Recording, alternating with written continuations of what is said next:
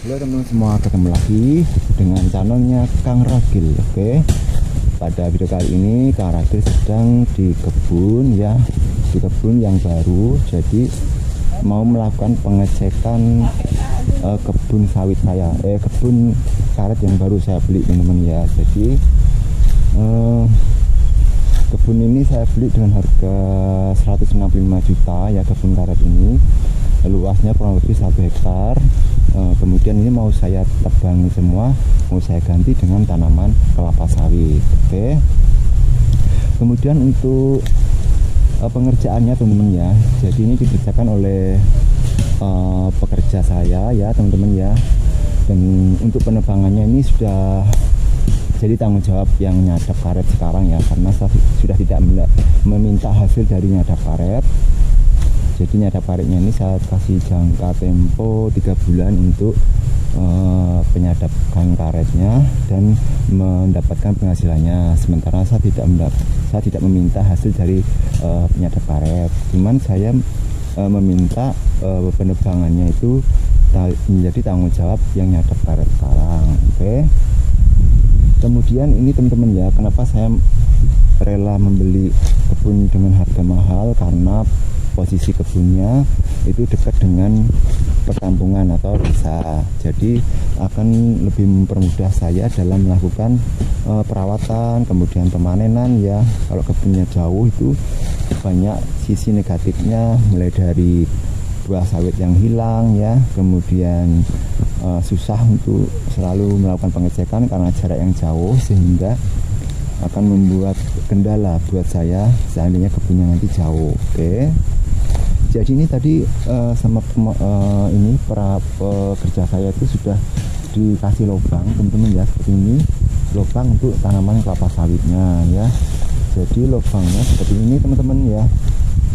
Ini udah dipancang dan udah dikasih lubang, kemudian sudah dikasih pupuk dolomit ya. Jadi fungsi dari dolomit ini adalah untuk menggemburkan tanah atau menetralkan tanah ya dari zat-zat asam ataupun yang penyebab jamur ya, misalnya dari jamur karet dan sebagainya.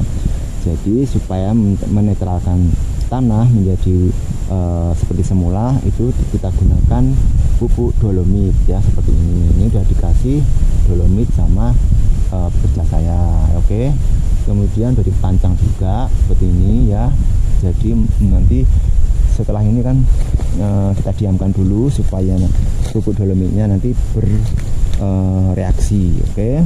Baru nanti dilakukan penebangan tanaman karetnya teman-teman ya. Setelah ditebang nanti baru kita tanam tanaman kelapa sawitnya. Oke.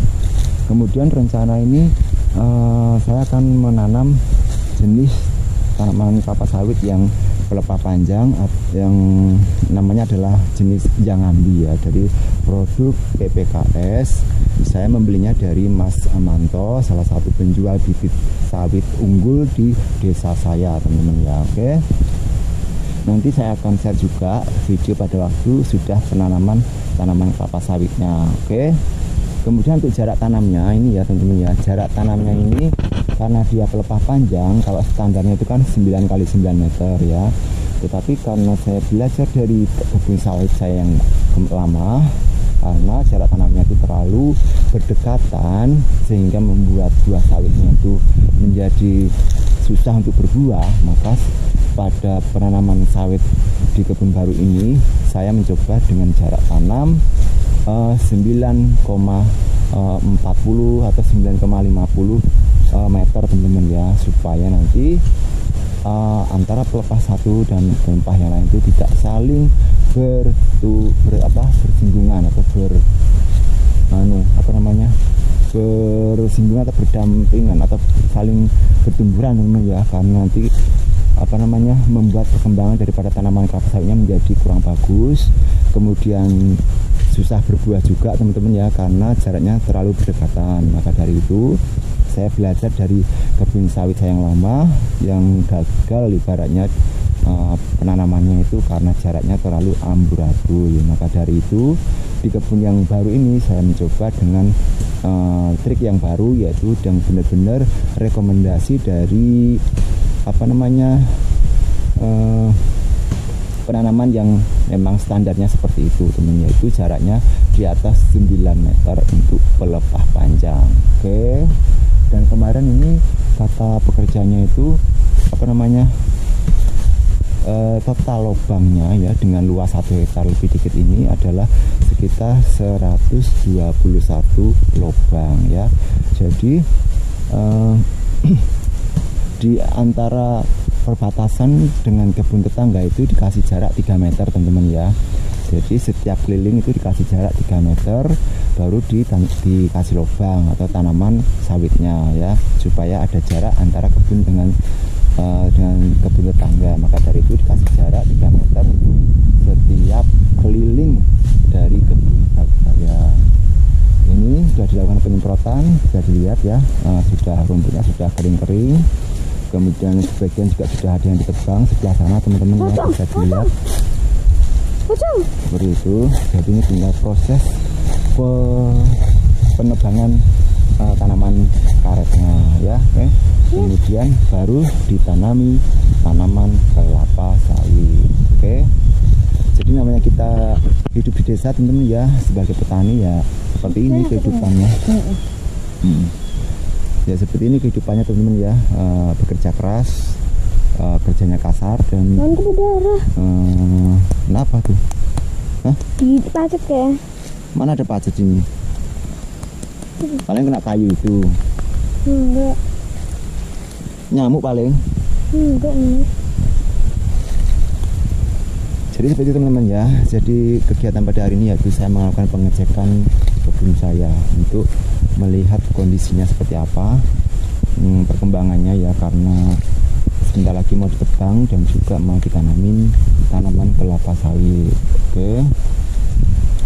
Jadi ini kebunnya sebenarnya sudah lama teman-teman ya, secara tanaman karet ini sudah tua sehingga produktivitasnya juga sudah berkurang. Maka dari itu karena ini mau ditebang, jadi penyadapnya juga semuanya digarit-garit disadapin ya, dari atas bawah, pokoknya semuanya garit atau disadapin supaya mendapatkan hasil yang banyak, karena hasilnya sebentar lagi karetnya mau ditebangin. Oke. Jadi seperti itu teman-teman ya, kegiatan saya pada hari ini melakukan pengecekan di kebun sawit saya.